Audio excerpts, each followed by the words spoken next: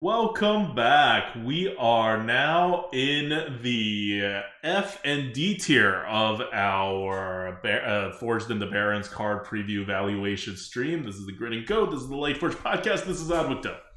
This is Merps. Let's just go on. Okay. Okay. Let's talk about what D and F tier are first, because there's two tiers here, and there's actually going to be four separate designations: D plus, D, F plus, and F. Now, there's not a lot of cards here because we define D plus as below a Yeti. And they just don't print cards that are below a Yeti much. So D plus is like Ice Rager. It's like possibly like River Croc would be a high D plus, I think. D is something like a 4 mana 4/4, 3 mana 3/3, that kind of thing. Your Frostwolf Grunts are probably a D. F plus is where we have Murloc Tidecaller and Ruby and Egg. I had as F. Merp says it's actually an F plus. Whatever. The point of F is that it's a card that doesn't do anything or does very, very little, right? If you've been noticing as we're going down the scaling, there's a huge range for A, because like in terms of you were looking at the old like tier list scores, that would be a huge range. B also has a pretty big range. C has a pretty narrow range. If you look at all the C cards, they're all kind of the same. D is going to have an even narrower range. That's just how it works. It's exponential. Like things matter less. Each unit that matters less as you have more of them. And F kind of breaks that rule though, because F is just everything kind of below D. So F actually has quite a significant chunk of range if you're looking at old tier list scores. But there's still not a lot of cards there just because Blizzard doesn't print, like, they're not going to print a card that's like 1 mana, do nothing, right? So we can have all the range in the world, but it's not going to get covered. Okay, let's go on. Actual cards, Merps. What's our first one? All right. We got no D pluses. Maybe we just got lazy. I don't know, man. We have D pluses later in the class cards. Sure. So these are all Ds. First one is Kindling Elemental. It's a 1 mana 1/2 elemental. It's got a tag on it. Battle cry: the next elemental you play costs 1 less. It's not great. It's very small, but there are decent elementals in this expansion and just generally for certain classes as well. So, for example, Primordial Protector is an elemental, and certain classes have elementals. So this has potential. It's small and it's small and it dies, but it could do something, and that's D. Mm-hmm. Yep, it could possibly do something is D. Like, obviously, it's terrible when you get in the late game, which is why if you're like, oh, it's actually kind of on curve, and then it does something later that, like, is almost guaranteed if you just have another elemental or two in the deck, it's like, yeah, it's all fine. But you're also going to draw this card on turn 7 often. Yep. Okay. Next, we have Talented Arcanist. Talented Arcanist is a 2 mana 1/3. Wait, did we not do Lushwater Scout? Or is Lushwater Scout below this? It's below this. Oh, okay. I know. Yeah.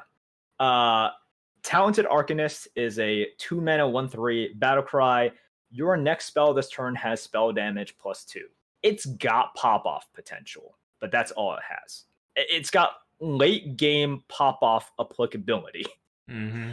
Because it has to be this turn, which means you are spending a lot of mana for this and for the spell. Yeah. People think about it and they're like, oh, it's +2 spell damage, so good, right? Not really. Like, Consecration's 4 mana, Flame Strike is 7 mana. That means you add 3, and you add 3 damage. What do you know? So you're just getting the correct, like, bigger spell when you use +2 spell damage. And it only happens once. It's just one turn. And then you end up sometime in the late game with an extra 1/3 body at the cost of a card. Like, and just in case, I'm addressing people who think this is at all decent, right? It's not. It's just not useless. That's kind of where D is at. Yep. And it's still like, a 1/3 on 2 is not a total bomb of a curve card, right? Like, it's a bad curve card, but you can still do it. Okay. So, next card after that is Toad of the Wilds for all the other classes, the non-nature spell ones. And I understand Rogue has like a couple nature spells. We don't count rogues in there. So this is where Toad of the Wilds is normally. It's a D. And it's kind of like a lowish D for the other ones because it's not good. After that, we have Gruntled Patron. Gruntled Patron is an interesting card. They love doing all of these patron things. Gruntled Patron is a 4-mana 3/3 frenzy. Summon another Gruntled Patron, which you can keep popping off here. Now, is this just patron, but like 4 mana instead of 5? Because it's just another way of saying patron, right? Patron was like whenever this takes damage and lives. Yeah, whenever it takes damage. But here, like if it keeps like if you heal it and it takes damage, remember the it only triggers once. That's true. It can't trigger multiple times, once. right? Yeah, it's not like patron. Which I'm thinking about it in arena terms, and I'm like, it's never going to take damage more than once. Yeah. So this is a card in which I think we disagreed on it a little bit as well. I had it lower initially, but I came to your score. Yeah. This is one in which, well, we've seen this before as well, where cards, this will pop off enough times or make it awkward enough times for you to make this a D instead of like anything lower. So that's where I have it. I think it's like a solid-ish D. Yeah, I saw the potential in it when I looked at it again and thought about how it works on the board. Like, if you're not like super behind on the board and you drop it, it just demands so much attention because of the pop-off potential. So you're not really getting anything out of this thing besides, hey, you got to target this and do something about it if you're the opponent. And for a D card, like compare this to a Frostwolf Grunt, which is a D, right? Like that's all you want from it at this point, right? That your opponent can't just kind of like ignore it. Yep. Okay. Next, we have Barrens Blacksmith. This is a BG card as well. It's 5 mana, 3/5. Frenzy. Give your other minions +2/+2. Frenzy. It's the first time in this video, so we'll talk about it again. It means it has to survive damage, and then the effect goes off. So if this takes damage, survives it, it has to survive, then the effect goes off. It gives your other minions +2/+2. This doesn't get it. If you want to say that this is like a D+, sure. I think that this has some pop-off potential. Some. One of the problems that you'll see with this card, specifically for the meta, is there are so many 5 attack, 4 drops, and 5 drops that have at least 5 attack as well, such that this thing is not going to trigger as much as perhaps in some other metas where like maybe this would have triggered more often. And that's one of the reasons holding it down. Like in other metas, it could be perhaps like a solid D plus instead of just a D. But I think in this meta, you're going to see it closer to a D than a D plus. But this was one that I was like, maybe it should be a D plus. If you just like put it down on the board, the opponent can also just clear the rest of your minions before it triggers, right? Like a lot of the times, and it'll do nothing even if your opponent doesn't just clear it at one go and the frenzy has to trigger. Like it has so many problems. What you really want to do is to play it and then like kind of like hit it yourself on the same turn. But that's kind of a lot of setup. Right. But then it's a 5 mana, give all of your minions +2/+2, but you need another card. Once again, we're talking about combo potential here, right? Yeah, and you need other minions already on your board, even though you've just spent 5 plus like, I don't know, 1 or 2 or 3 mana to like ping it. It's just it doesn't come together in the arena.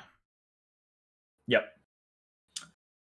So that's it. Once again, if you say no, I think this is a D plus, okay, fine. That's fine. I don't think we're that far away. But it is not a C tier card, especially with all of the other cards in the meta. Just look at all the 4s that we're talking about. The ones that we're actually going to pick, right? Which is going to be like Darkspear Berserker, Injured Marauder, like those. Look at the other 5s as well. So that's, yeah. Anyways, those are the D tier units. Now we're going on to the F tier units. We have some F pluses, which is a weird score for sure. But we did want to differentiate these.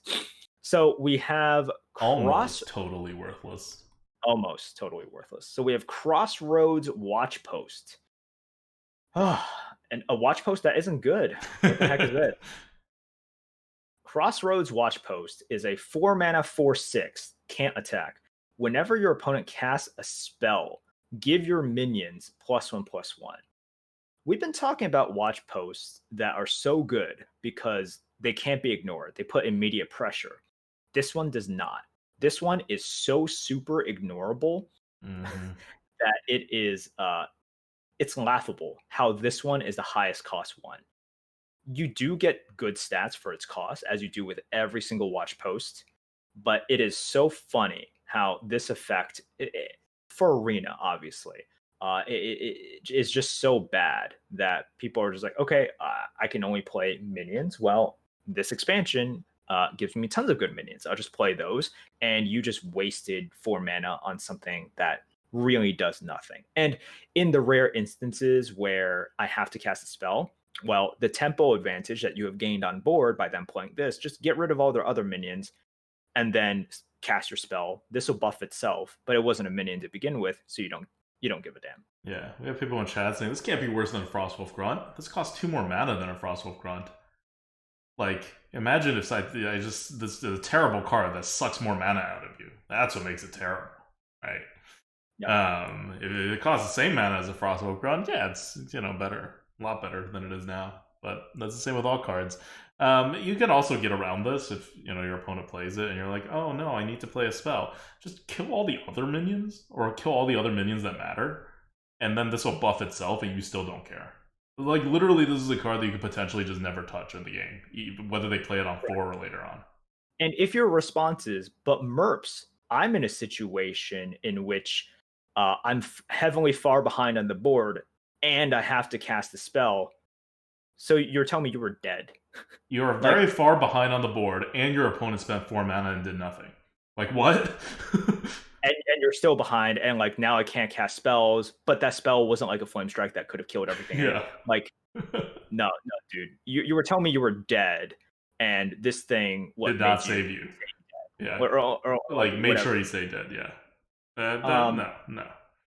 No. It like, if by your opponent playing this sealed your doom in any way, it didn't seal your doom. The doom was already sealed. You're just resealing it. it didn't make a difference. So no, this is really bad.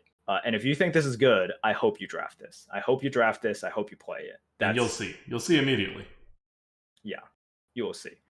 Now, other people are asking, how did this even get a plus?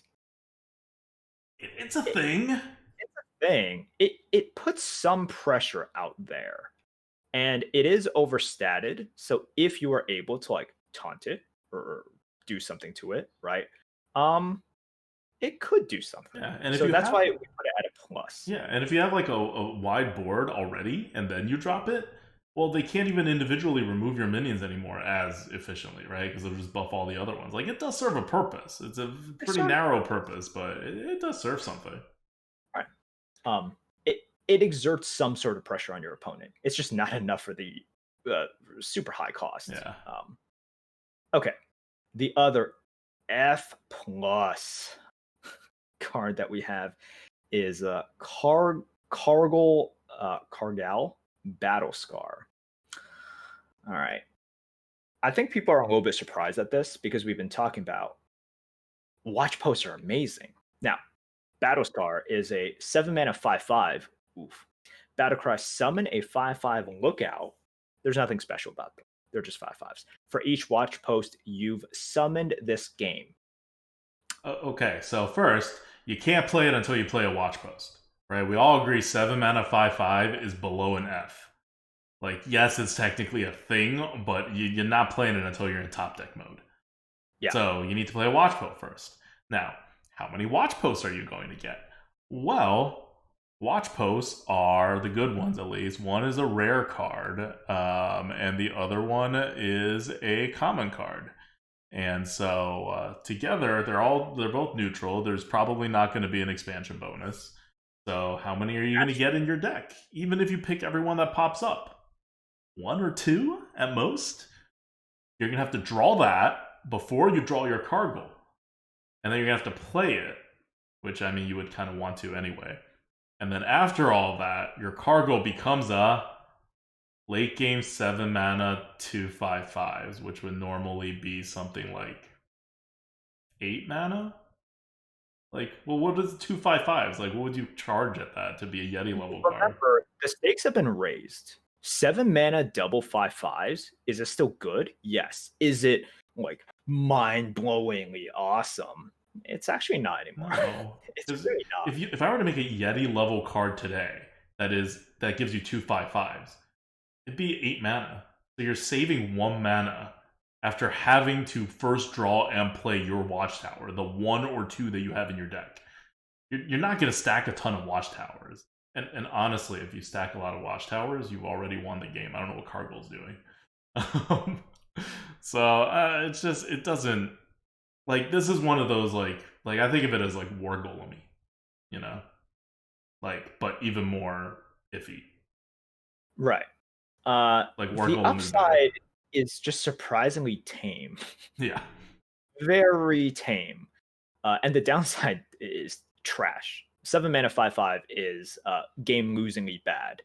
And the upside, once you have, like, because look, you are going to draft the watch posts and you're going to want to play them. You just don't have a choice in the matter. You just really like don't have a choice in how many you draft. Now, look, if you're in the draft in which by pick 20, you've gotten like 3 of the actual good watch posts. You're like, ooh, okay, yeah, this might be a thing now. But otherwise, no. Yep. All right. Okay. Now we're going to the actual Fs. And all right, here's the thing, guys. If you're like, oh, Merps, this is an F, I don't really care. It's bad anyways, all right? I don't really care. If you vehemently disagree, I'd say fine. I say sure. But first one we got Lushwater Scout. Lushwater Scout is a 2 mana 1/3 Murloc. After you summon a Murloc, give it +1 attack and rush. It's a 2 mana 1/3. Is bad. It's not good, man. This thing doesn't do anything to anything. It just doesn't. It doesn't and do it's anything tiny. to anything. Like, at least if you have a 7 mana 5/5 in your top decking, that's a 5/5. This ain't. Yeah. So look, it's bad early, it's bad late. This is whatever. It's better for like Shaman. Yes. But I'm not gonna differentiate it. It's fine. Yeah, like people are saying, oh, yes, maybe it's okay, a D in Shaman. maybe it's a D in Shaman. Fine. I don't. Yeah, it's like if you want to make that distinction. I see someone in chat says in Shaman it's actually good. No. In Shaman it is not actually good. It is still bad. Good. It is just not like F tier bad. It's just not F tier bad. If you want to say it's D in Shaman, I'm fine with it. I think I even agree with it. I agree with it. Exactly. I'll take this or a Frostwolf Grunt interchangeably in a Shaman. Sure, that's fine. Yeah, I'll probably take this because this one has more upside. Yeah. But yeah, we don't need to argue the small stuff. There's no way it's a C in Shaman. Let me put it that way. Okay. Next we have Kazakus Golem Shaper. Ooh. Well, anyways, we all remember we love Kazakus. It was super healthy for the meta. Everyone loved it, right? Kazakus is a 4 mana 3/3, just like the other previous Kazakus. Battlecry, if your deck has no 4-cost cards, build a custom golem. So I'm just going to talk about this real fast because F cards shouldn't require this much effort. But you can create a lesser golem, a 1 mana 1/1, 5 mana 5/5, 10 mana 10/10 golem, and they can have good beneficial effects. That's all I'm going to say. If you trigger it, you can create a golem that is superbly good, like S+ tier card good. But it's a 4 mana 3/3, and you need your deck to have no 4-cost cards in order for that to trigger. You're not going to draft around this one, and you can't play it before then. I mean, you can, but then it's like a true like bottom of the barrel card. So it's an F. Yup.